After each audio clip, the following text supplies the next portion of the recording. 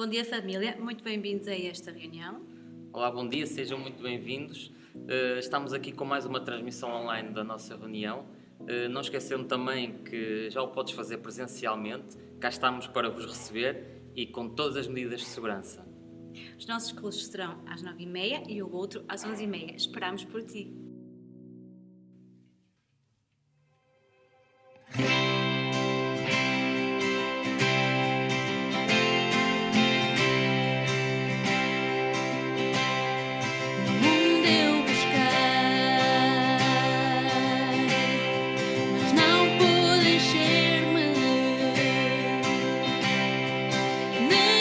Tesouro que possa ganhar me saciará.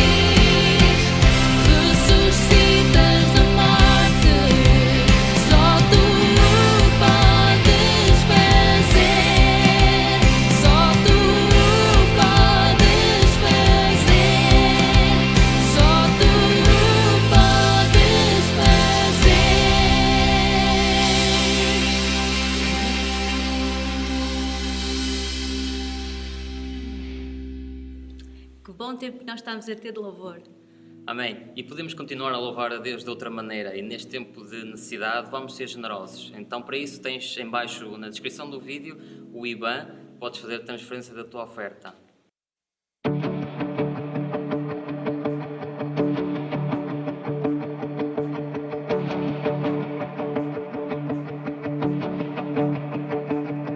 Levanta aleluia na presença do inimigo. Levanta aleluia mais alto que os ruídos. Levanta aleluia. Canções são armas para mim. Levanta aleluia. O céu vem guerrear por mim. Na tempestade eu vou cantar alto e mais alto. O meu louvor rugirá. Das cinzas a fé se levantará. A morte vencerá.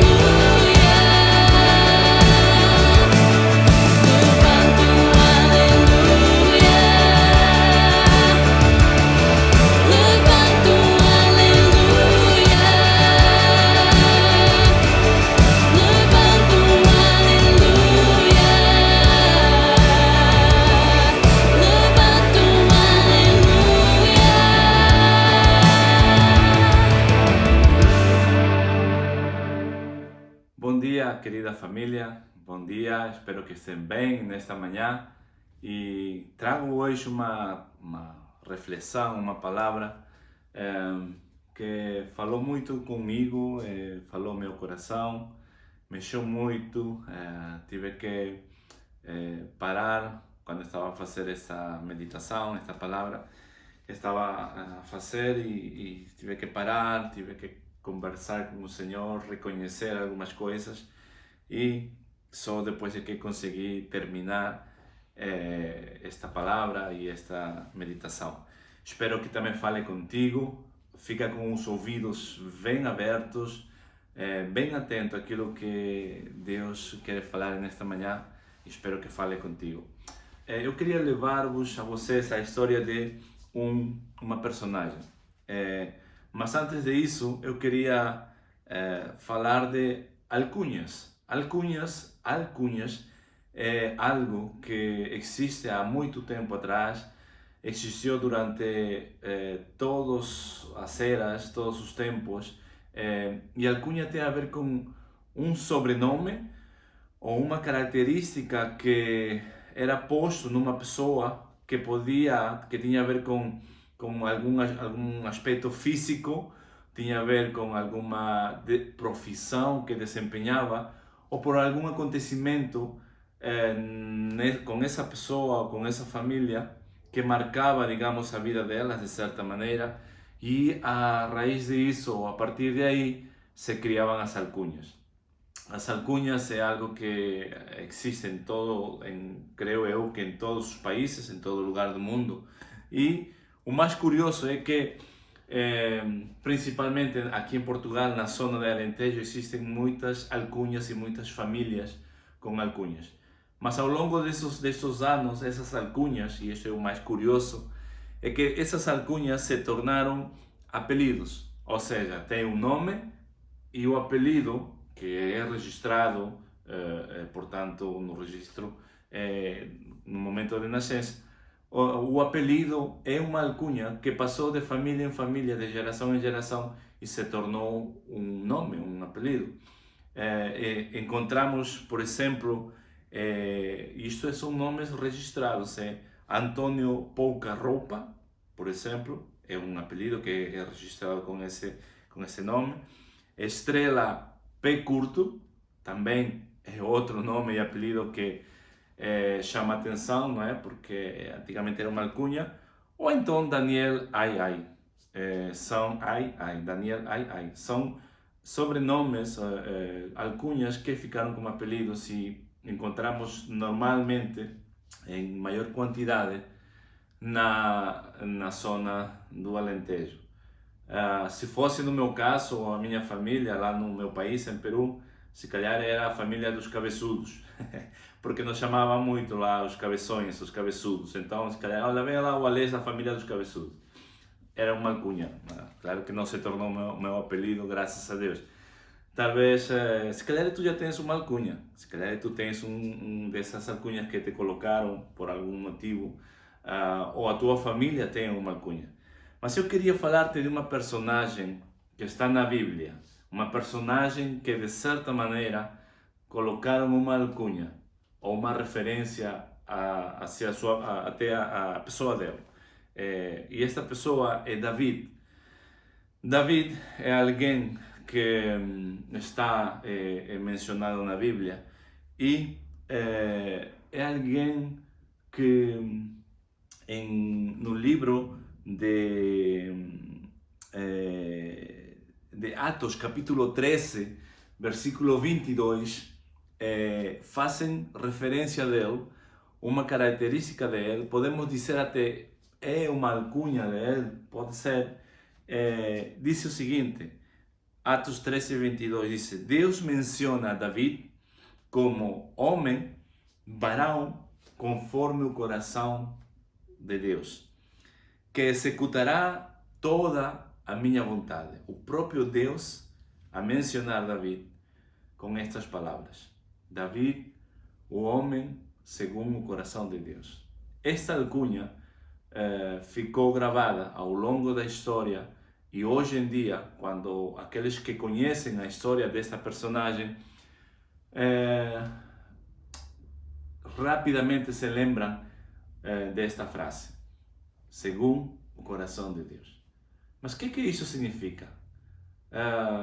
E quando vamos ver e analisar um pouco a vida de David, David era um homem comum e corrente, era um pastor. Começou a história dele, começa quando ele era um pastor de ovelhas, e o transcurso da vida dele é um transcurso com muitos acontecimentos importantes, mas era um homem que falhou e falhou bem, falhou em grande, coisas do gênero como desejo de uma mulher, na altura em que ele era rei, desejo de uma mulher casada, cobiça de uma mulher casada, e ele foi o autor intelectual, ou quem planejou a morte do marido dessa mulher, para poder ficar com a mulher. Olha só que grande confusão, que grande asneira que ele fez.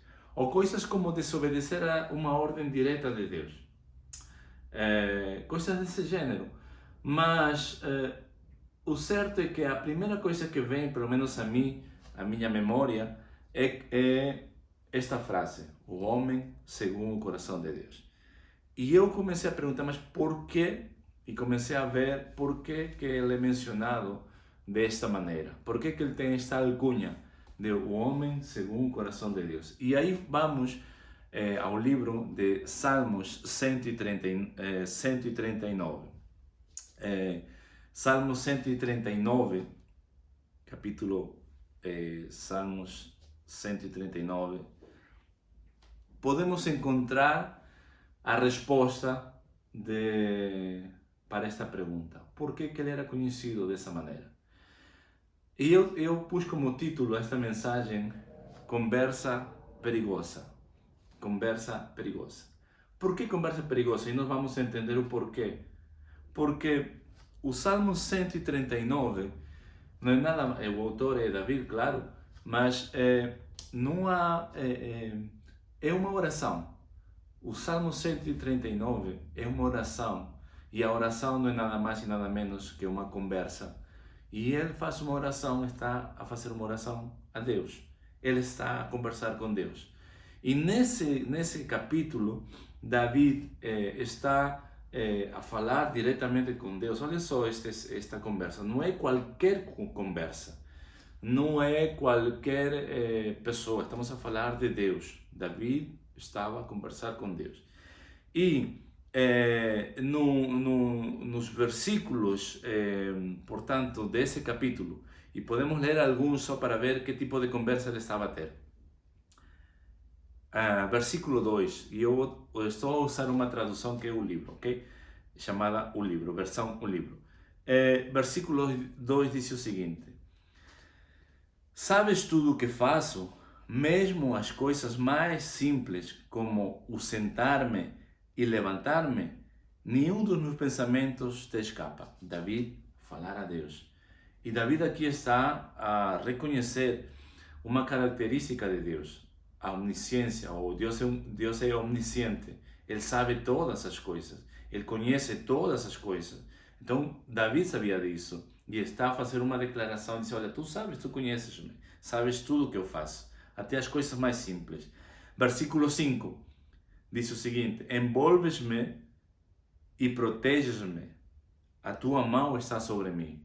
David está a reconhecer a proteção de Deus sobre a sua vida, porque já o tinha experimentado.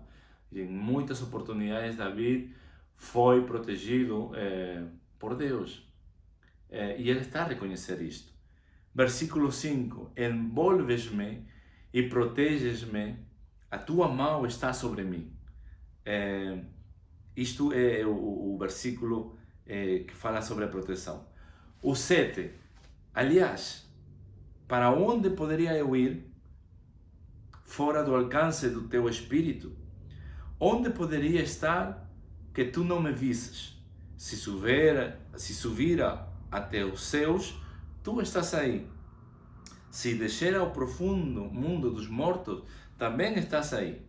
E se voar na brisa matinal, fugindo para além do mar, sempre a tua mão continuará a guiar-me e a tua mão direita me susterá. David está a resaltar outra característica de Deus, que Deus é um Deus omnipresente, Ele está em todo lugar. Está aqui comigo, está aí contigo onde tu estás, está aqui em Portugal, está no meu país, em Peru, em todo o mundo. Ele está em todo lugar ao mesmo tempo. E David sabia disso e está a ressaltar. Versículo 13 diz: Tu criaste-me, Senhor. Toda a estrutura do meu ser foi formada por ti, mesmo no seio da minha mãe. O que David está aqui a falar é que Deus, ele sabia que Deus o criou. Assim como te criou a ti e me criou a mim no ventre da nossa mãe, quando o óvulo e o espermatozoide se juntam, a partir daí Deus já tinha tudo pensado, Deus já sabia, tu és como Deus te criou. Assim com essa personalidade, com essas características, Deus te criou assim. Tu não eres um ser que foi criado por acaso, mas tu eres alguém, uma criação de Deus. E Davi sabia disso e estava a reconhecer. Versículo 18. Não posso contar os teus pensamentos, pois seria mais do que areia, e quando eu acordar ainda estás comigo. Davi, este homem, está a reconhecer a grandeza de Deus e a limitação do ser humano. Não há comparação possível e não há maneira de nós podermos entender a grandeza de Deus, porque a nossa mente é limitada. Então David está a reconhecer isso. Isso é tudo uma conversa que até aqui creio eu que a conversa está a correr bem. Depois há mais versículos que podem ler calmamente, mas até aqui creio eu que a conversa está a correr bem. Aquilo que David está a mencionar e aquilo que David está a falar com Deus, creio que está a correr bem. Mas quando eu digo que é uma conversa perigosa, e eu quero me focar nos últimos 2 versículos deste capítulo, versículo 23 e versículo 24. E eu acho que este é o segredo, ou isto é o que define e faz honores, digamos assim, à alcunha que David tinha, ou a alcunha que puseram, ou a fama, ou como conheciam a David.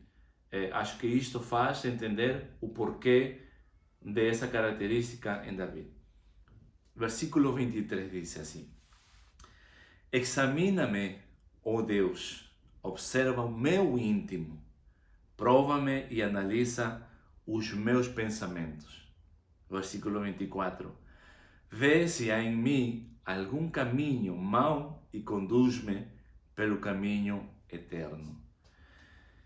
E a mim me chamou muito a atenção estes dois versículos, porque David está a fazer um pedido.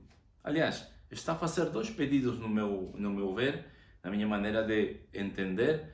Está aqui a fazer 2 pedidos, e é desses 2 pedidos que eu queria falar-te nesta manhã rapidamente, porque são pedidos perigosos, porque está a pedir a Deus: Deus, olha para meu interior, examina o meu coração, observa o meu íntimo, analisa os meus pensamentos. David sabia que era um homem limitado, e não só limitado, mas um homem com uma natureza pecadora, uma natureza que facilmente nos leva a fazer o mal. E David não era diferente de mim, e David não era diferente de ti. A nossa natureza é uma natureza que rapidamente nos leva a fazer coisas erradas, coisas que desagradam a Deus. E David sabia disso. A primeira petição que David faz está no versículo 23, quando diz: Examina-me, ó Deus, o mais íntimo do meu coração. Quando David diz a Deus: examina-me, está a dizer: Deus, averigua a verdade do mais íntimo do meu coração, do meu ser, verifica, investiga, confere, supervisiona, inspeciona o meu coração. Ah, sabem, eu creio que Davi tem esta atitude porque ele sabe o que há no seu coração. Ele tinha consciência realmente aquilo que havia de errado no seu coração. E isto não é fácil, porque nós temos a tendência a esconder normalmente os nossos defeitos. Nós temos a tendência a ocultar o errado que nós temos dentro de nós, ou digamos o pecado, ok? Nós temos a tendência de esconder. Aliás, muitas vezes até construímos imagens que não correspondem realmente ao nosso coração, aquilo que está no nosso coração. E Davi sabia disso. Davi estava a pedir ajuda a Deus, estava a pedir a Deus, examina o mais profundo do nosso coração. Olha, há coisas no nosso coração que eu creio que em muitas oportunidades nós próprios intentamos convencer-nos de que está bem, ou arranjamos uma desculpa de que não, está certo o que estou a fazer, mas no fundo a nossa consciência nos diz que não é bem assim, que não é completamente assim, é verdade o que estamos a pensar, mas é que realmente não está bem e nós estamos a tentar desculpar o que não está bem ou o que está errado no nosso coração. Acredito que David sabia disso e por isso ele pede ajuda, ele pede a Deus que o examine. A nossa tendência é a fechar-nos e esconder. Será que nós temos a capacidade que David tem de dizer a Deus, Deus, olha para o meu coração, olha para o mais íntimo do meu coração, e sabem uma coisa? Eu creio que há coisas no profundo do nosso coração, no mais íntimo do nosso ser, que nós próprios desconhecemos. E tem a ver com intenções, tem a ver com as verdadeiras intenções. E isso só encontramos no mais profundo do nosso coração.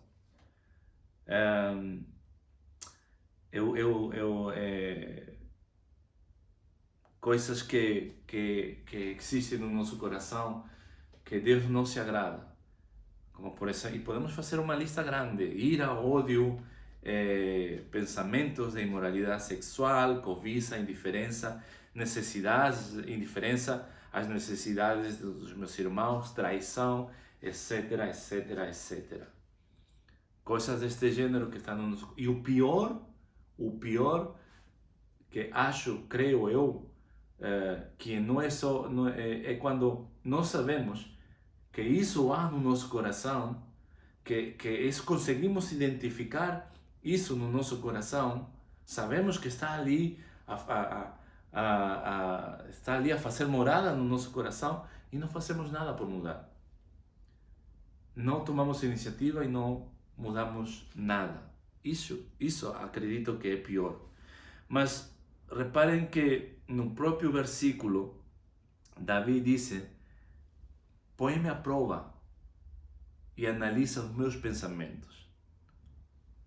Não só pede que Deus olhe para o seu coração, não só pede que Deus examine o seu coração, mas diz: prova-me, põe-me à prova.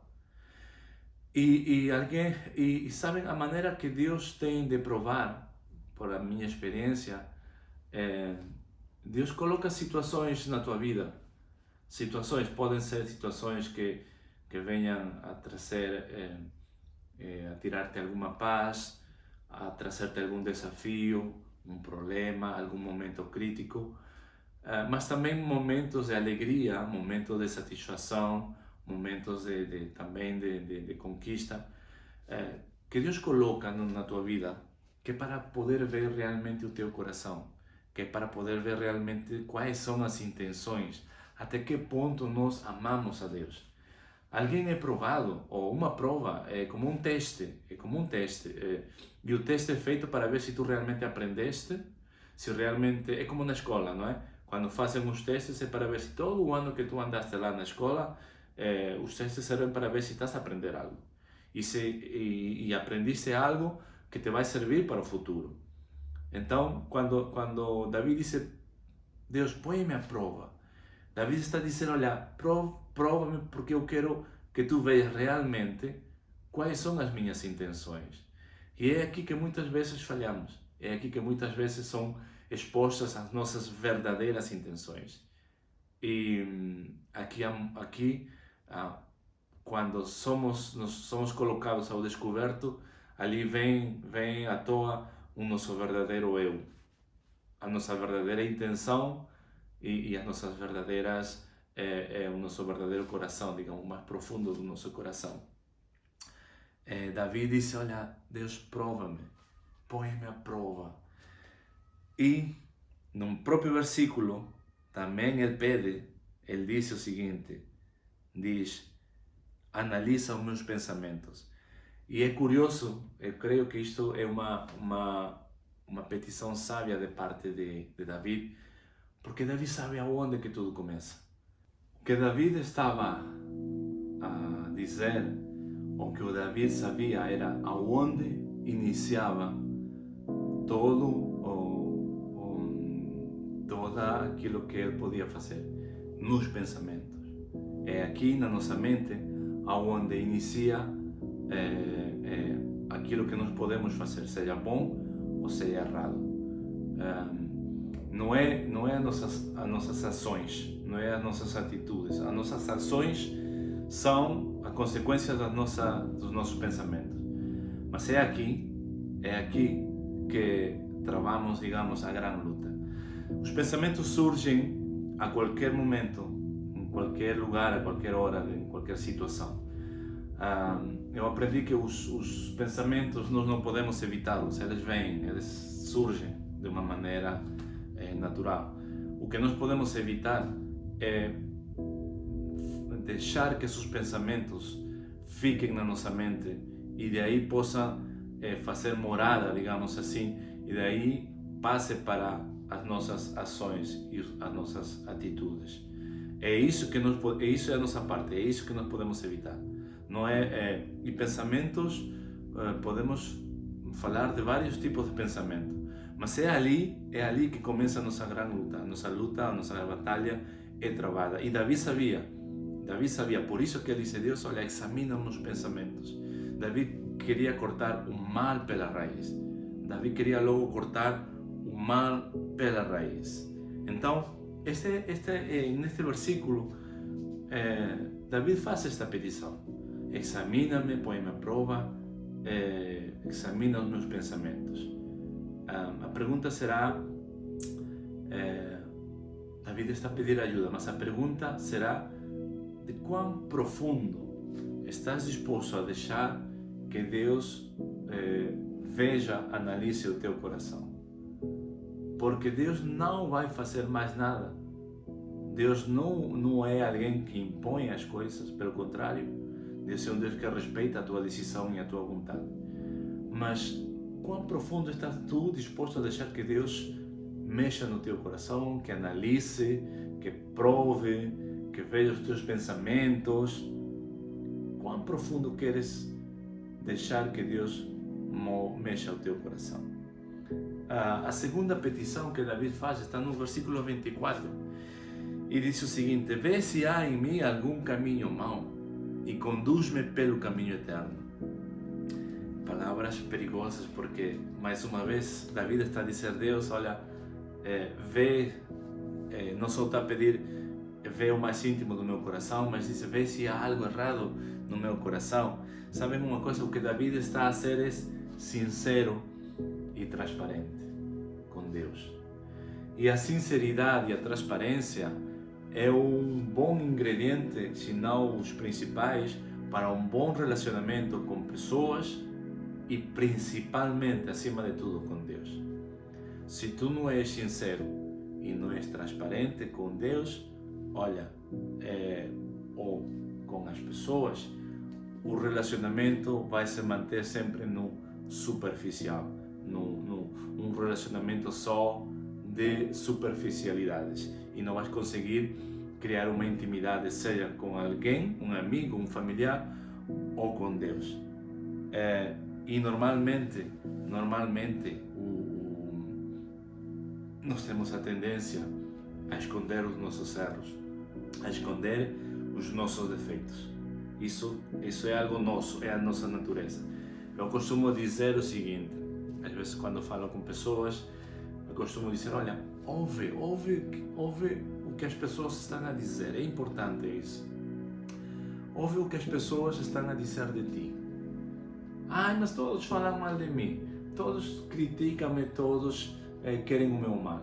E olha, mas pensa, se todas as pessoas estão a falar mal de ti, não digo que algumas sejam sem motivo, porque existem pessoas que só sabem falar mal das outras, mas antes de chegar a essa conclusão, para e pensa se realmente não terá algo de verdade aquilo que essas várias pessoas estão a dizer de ti.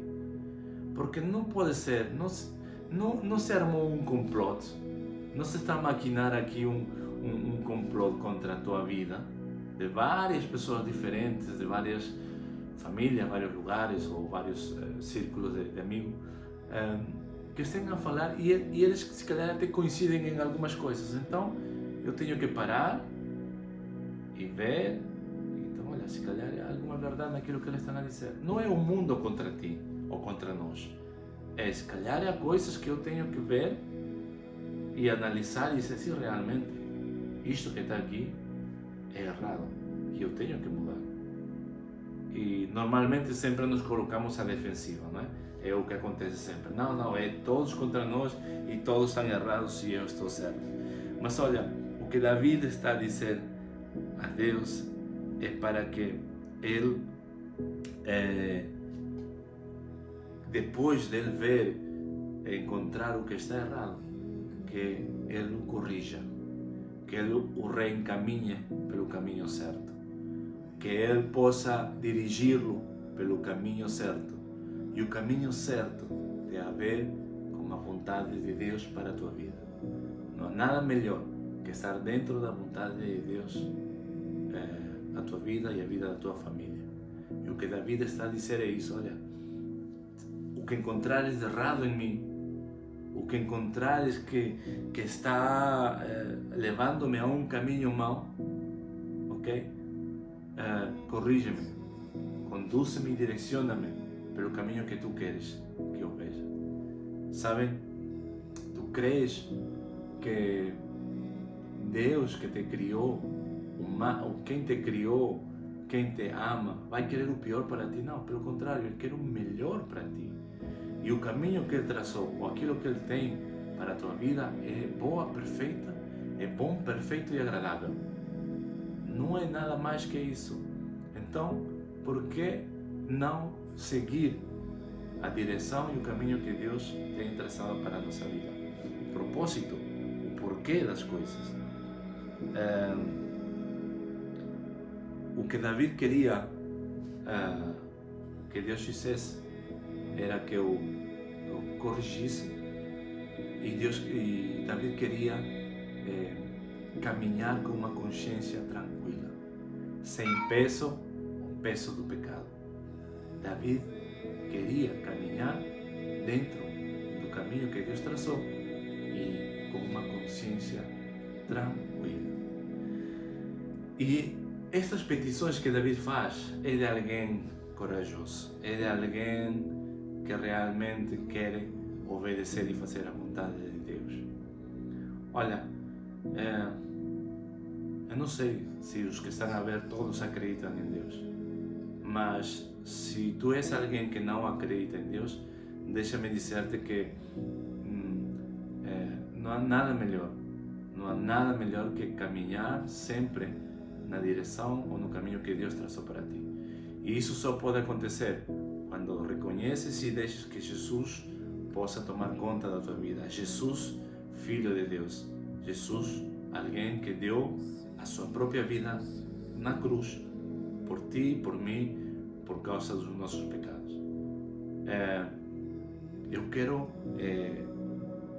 pedir-te e desafiar-te. Será que nós conseguimos fazer esta oração que Davi fez? Será que nós conseguimos dizer a Deus estas palavras. Deus examina o meu coração, conhece o meu coração, prova-me, põe-me à prova, conhece os meus pensamentos, vê se eu estou a ir por o caminho errado e corrige-me e leva-me pelo caminho certo. Será que nós conseguimos dizer? Será que essa é a nossa vontade? Olha, eu quero desafiar-te a que tu possas fazer essa oração comigo nesta manhã. Deus, obrigado Deus pela oportunidade que temos de ouvir a tua voz. Obrigado porque, Deus, tu tens coisas preparadas para nós e queremos entregar-te, Deus, o nosso coração, queremos entregar-te o nosso ser, queremos entregar-te os nossos pensamentos, queremos entregar-te, Senhor, e pedir-te que possas examinar, Senhor, aquilo que há dentro do nosso coração, aquilo que há dentro dos nossos pensamentos, Deus. Corrige-nos se é necessário e direciona-nos por onde tu nos queres levar. Senhor, as pessoas que estão a ver, possas também confrontá-los com, também, Deus, com as coisas que precisam ser mudadas, a igual maneira como fizeste comigo. Confronta, Deus, e mostra, traz à luz aquilo que precisa ser mudado em cada vida que está a ver, Senhor. E ajuda-os, corrige-os e direciona-os, Senhor, pelo teu caminho. Nós te agradecemos e oramos em nome de Jesus. Espero que tenhas uma boa continuação do dia, que Deus te abençoe, que Deus tenha falado contigo e que Deus possa continuar a cuidar de ti e da tua família. Deus te abençoe. Grande momento tivemos aqui na Comunidade da Paz Live. Aproveita e partilha o vídeo. E contamos contigo no próximo domingo. Tchau!